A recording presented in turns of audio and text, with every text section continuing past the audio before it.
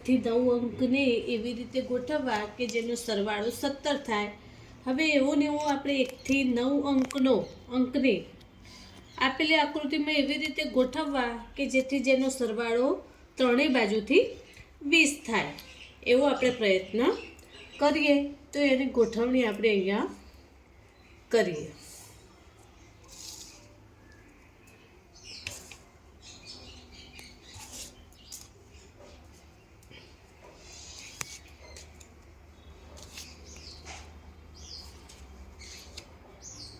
જોઈએ કે આનો ત્રણેય બાજુથી સરવાળો 20 થાય છે કે નહીં। 5 ને 4 9, 9 ને 18, 18 ને 2 20, 7 ને 3 10, 10 ને 8 18, 18 ને 2 20, 8 ને 1 9, 9 ને 6 15, 15 ને 5 20।